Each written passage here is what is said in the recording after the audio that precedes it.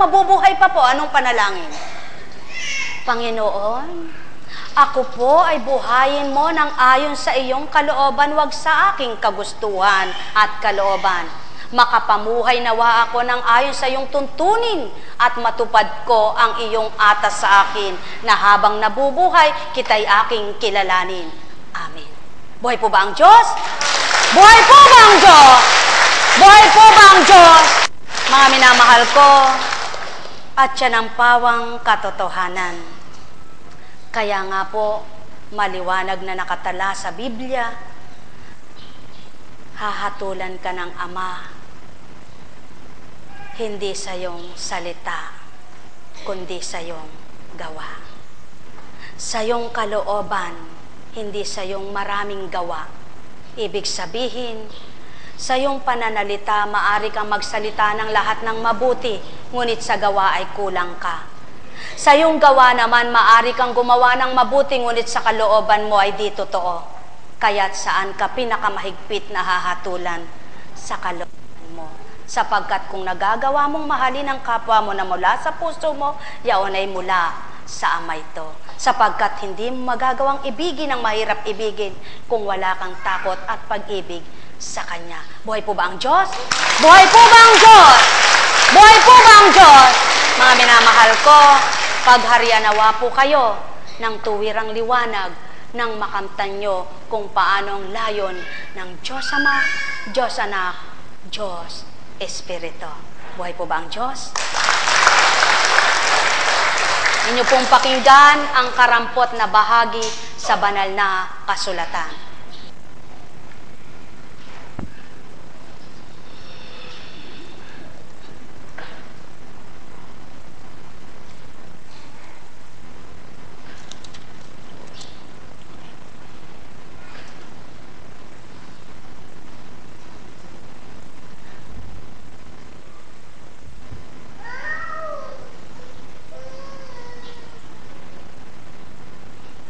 Pagbasa mula sa sulat ni Apostol San Pablo sa mga taga-Epeso.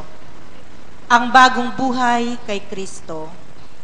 Sa ngalan ng Panginoon, ito ang sinasabi ko't iginigiit sa inyo. Huwag na kayong mamuhay na gaya ng mga hentil, walang kabuluhan ng kanilang iniisip at wala silang pangunawa. Dahil sa kanilang kamangmangan at katigasan ng ulo, wala silang bahagi sa buhay na kaloob ng Diyos. Sila'y nagumon sa kahalayan at walang kahihiyan kauntiman. Wala na silang inaatupag, kundi pawang kalaswaan. Hindi ganyan ang natutuhan ninyo kay Kristo. Kung talagang pinakinggan ninyo ang aral niya, at naturuan kayo ng katotohanan na kay Jesus, iwan na ninyo ang dating pamumuhay. Hubarin na ninyo ang inyong dating pagkatao na nagpapahamak dahil sa masamang pita. Magbago na kayo ng diwa at pag-iisip, at ang dapat makita sa inyo'y ang bagong pagkatao na nilikhang kalarawan ng Diyos. Kalarawan ng kanyang katwiran, kalarawan ng kanyang kabanalan. Dahil dito, itakwil na ang bawat isa ang kasinungalingan at lahat ay magsalita ng katotohanan sa kanyang kapatid sapagkat tayo'y bahagi ng iisang katawan. Kung magagalit man kayo, iwasan ninyong kayo'y hindi magkasala. Agad ninyong pawiin sa kalooban ng galit. Huwag ninyong bigyan ng pagkakataon ng dyablo. Ang magnanakaw ay huwag nang magnakaw. Sa halip, magtrabaho siya at gamitin ang kanyang kamay sa anumang gawaing marangal upang may maitulong sa mga nangangailangan. Huwag kayong gumamit ng masamang pananalita. Sikaping lagi ang pangungusap ninyo'y ang naaayon at makabubuti, angkop sa pagkakataon upang pakinabangan ng makadidinig. Huwag ninyong dulutan ng pighati ang Espiritu Santo, sapagkat ito ay tatak ng Diyos sa inyo, ang katibayan ng inyong katubusan pagdating ng takdang araw. Alisin na ninyo ang lahat ng sama ng loob, galit, puot. Huwag na kayong mambubulyaw, manlalait, at mananakit ng damdamin ng inyong kapwa. Sa halip, maging mabait kayo at maawain sa isa't isa at magpatawaran kayo tulad ng pagkapatawad sa inyo ng Diyos sa pamamagitan ni Hesukristo, ang salita ng Diyos. Paano nga baga maisasabuhay ito ng tao? Paano nga baga mananahan sa tao ang kabutihan? Paano nga baga matututulan niya ang kanyang damdamin bilang katauhang laman? Paano niya matitimpi ang kanyang sarili? Paano niya magagawa na siya ay magmahal? Pagmamahal na tapat, hindi paglalaro at pag-aalinlangan. Paano siya makakapakipagtotoohanan sa kanyang ama? Paano niya gagawin ang ibigin ang lahat tulad ng pag-ibig sa kanyang sarili? Paano niya pupunuan ang mga pagkukulang niya? Paano niya maawasan ang kalabisan niya? Paano niya maitutuwid ang kamalian niya? At paano magliliwanag ang nadidimlang kaisipan niya? Mga mahal ko, Espiritu ng katotohanan nagpapalaya sa kamalian. Espiritu ng katotohanan nagpapalaya sa kadiliman. Espiritu ng katotohanan nagpapatimpi sa anuman, sapagkat mahinahon, may kahinahunan, at may tapat na pagmamahal. Mga minamahal ko, paano ba ganinyo ito kakamtin? Sa ganang sarili baga ito'y nabibili? Sa ganang ito ay nahihingi baga? O dili kaya'y nahihiram? Sa ganang katauhan nyo'y wala kayong magagawa. Sa ganang kalooban ng Ama, mapaghaharian lubos ang mga anak niya.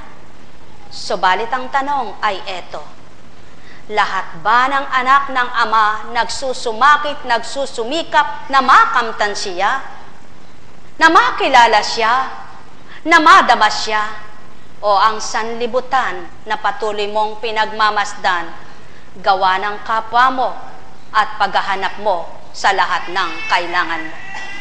O aking mga mahal, kay daling tupdin niyaon, mga bagay na kabutihan, lamang hindi maghari sa tao ay manahan, kapag ang isip mo ay napapagal na sa mga walang kabuluhan na paglalayon at pagnanasa.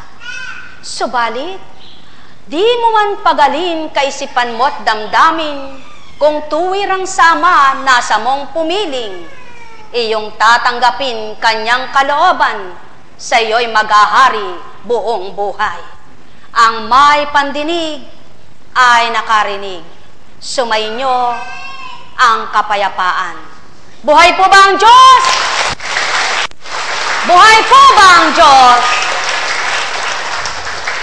Ano nga po pagbabagong buhay kung wala kang nababago sa sarili mo? Kung dating bugnutin ka, pagkatapos mong manalangin, pagkaganda-ganda, pagkatapos mong nangaral, pagkainam-inam, subalit pumapatol ka sa kapwa mo, yaong baga ay matapat kang lingkod niya, dili kaya'y tagasunod ng Ama. Mga mahal ko, pakatandaan ninyo, ang naglalayong umiwas na sa dating buhay niya, magiging tagapamagitan siya sa pagbuo ng kapwa niya. Hindi magiging daan pa siya para magkasiraan ang kapwa niya at dooy may kampihan na isang kapatid niya. Tao, yan ang pasubali kong tinuturan sa inyo. Kung layo niyong matupad layunin ng Ama, ikaw mismo'y susupilin mo ang sarili mong pagkatao. Kung layon mong ganap na mabago, ikaw mismo ang iiwas sa dati mong gawi tao. At kung layon mong maging ganap ka, hahanap-hanapin mo tuwina ang makabubuti sa iyo, hindi ang makapagpakasala sa buhay mo. Tao, mahal ko kayo. Tuwirang kong tinuturan, anong silbi ng bawat araw mong paglagak sa amang mahal? Kung pagdaka karakarakay, nabagot ka't nagkasala. Ang layo ng ama sa'yo, di ba